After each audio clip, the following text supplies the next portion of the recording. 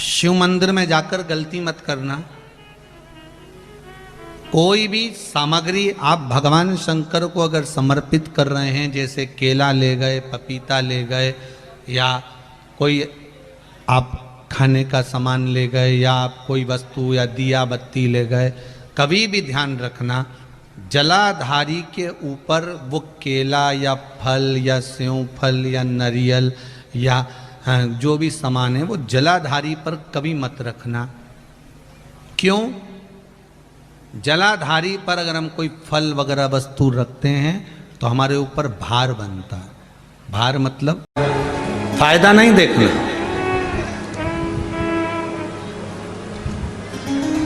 तो इतने समय से भगवान के मंदिर जा रही है, फायदा क्या हुआ? फायदा नहीं देखना। व्यापार थोड़ी ना कर रहे हो कि मुनाफा देखोगे या फायदा देखोगे या नुकसान देखोगे या लाभ देखोगे या हानि देखोगे। भगवान के मंदिर में जल चढ़ाना लाभ और हानि के लिए चढ़ा रहे हो क्या? अरे बोलो तो जम के। फायदे के लिए चढ़ा रहे हो कि ये फायदा होगा तो हम चढ़ाएंगे ना। चलो जाने दो, एक बात अच्छे से समझ लो। तुम इतने से थे, हम भी इतने से ही थे, माँ की गोद में सोते थे, जन्म लिया था,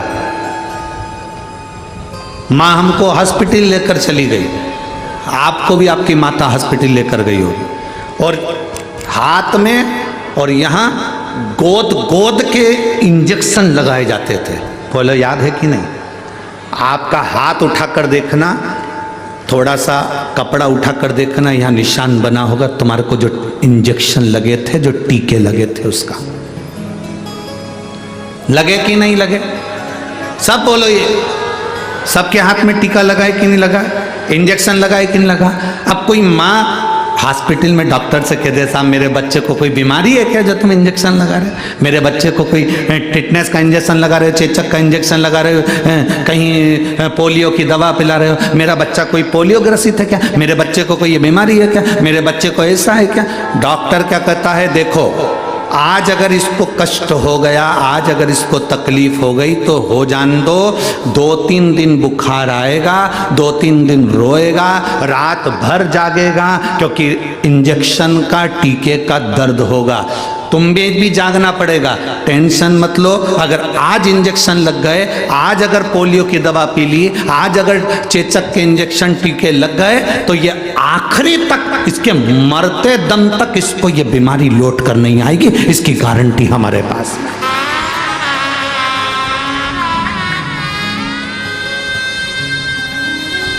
अब व्यक्ति कैसा हो गया? व्यक्ति कैसा है? एक्सीडेंट हो जाता है, हॉस्पिटल चले जाता है, महामृत्युंजय का पाठ चालू करता है। बोलो सत्य है? ब्लड प्रेशर गड़बड़ हो गया, कोमा में पड़ गया, तब महामृत्युंजय का पाठ चालू करता है। वेंटिलेटर पर पड़ा है, तब महामृत्युंजय का पाठ चालू करवाते हैं उसके घर के लोग। महामृत्युंजय का पाठ करवा, वो ठीक हो जाएगा। महामृत्युंजय का पाठ करवा, उसका एक्सीडेंट हो गया। महामृत्युंजय का अनुष्ठान करवा, उसके साथ ही हो गया। अर्थात अगर यही इंजेक्शन तुझे पहले लग गया होता, तू रोज 1 लोटा जल देवादिदेव महादेव को चढ़ा रहा होता, तो प्रतिदिन शंकर जी के मंदिर पे चढ़ा हुआ जल पी रहा होता, तो तुझे आज वेंटिलेटर पर पड़ा नहीं होना पड़ता। कोई आएगा नहीं आएगा, कोई तुम्हें संभालेगा नहीं संभालेगा, पर वो मेरा महादेव, मेरा शिव तुम्हें संभालने के लिए जरूर आएगा। मेरा शंकर, मेरा शिव तुम्हें संभालने के लिए जरूर आएगा। मेरा देवादिदेव महादेव तुम्हें संभालने के लिए जरूर आएगा। अगर तुम्हारा विश्वास दृढ़ है, तुम्हारा भरोसा पक्का है, तुम शिव के शिव तुम्हारा हो गया, तो फिर तुम्हें पीछे नहीं हटना।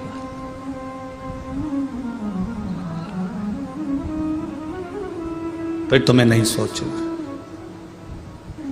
फिर तुम्हें टेंशन नहीं लेना।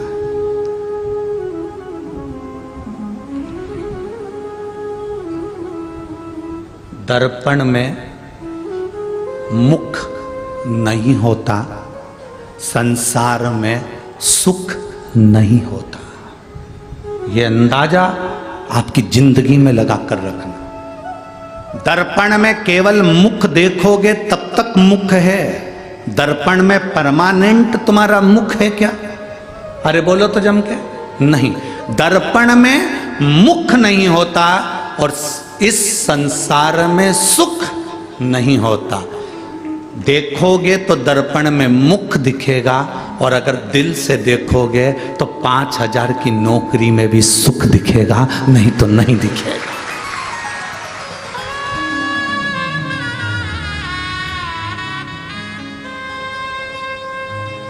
दर्पण में परमानेंट मुख नहीं होता, देखोगे तब दिखेगा।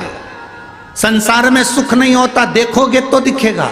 आपने सोच लिया कि मैं 10,000 की नौकरी में भी सुखी हूं, मतलब आप सुखी हो। और कोई करोड़ों रुपए कमा ले और उसमें भी नहीं सुखी रहता, उसमें भी जिंदगी भर रोता रहता, तो उसमें सुख नहीं है।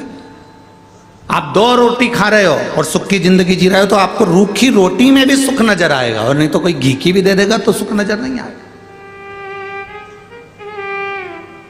उसमें सुख का भान नहीं होगा।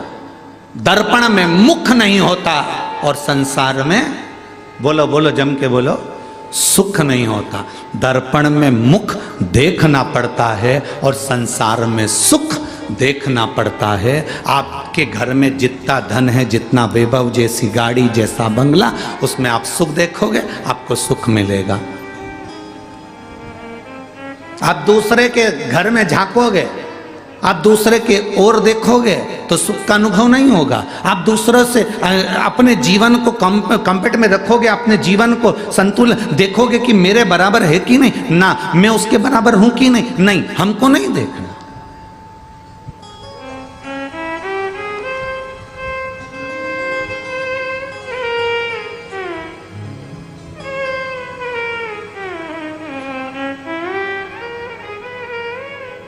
महाराज, हम जब भोले बाबा के चरणों में जाकर बैठते हैं, कुछ मत मांगा, कोई फायदे की बात हमने नहीं सोची, हम तो बस केवल उसके दरवाजे तक गए। हम तो केवल उसको जल चढ़ाने के लिए, हम तो केवल उसको एक लोटा जल चढ़ाने के लिए पहुंचे। अब आगे उसकी मर्जी। तेरे मंदिर में आना मेरा काम है, मेरी बिगड़ी बनाना तेरा काम है। तेरी चौखट पर मैं आ ही गया, मुझे दर्शन दिखाना तेरा काम। हम उसकी चौखट तक पहुंच गए, आगे फिर उसकी मर्जी है, वो दर्शन देगा ना देगा, वो हमको संभालेगा ना संभालेगा।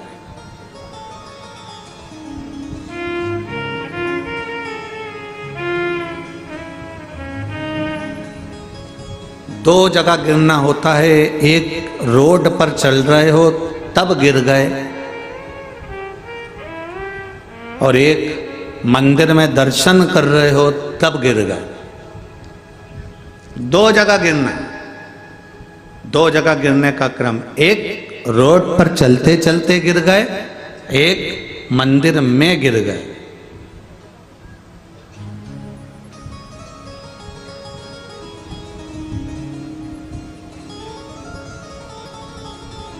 मंदिर में गिरे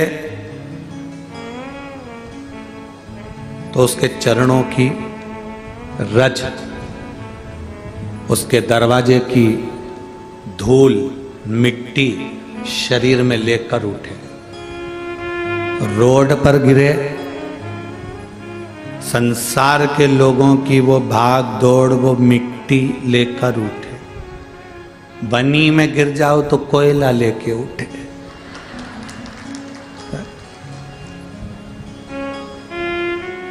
अब उठे,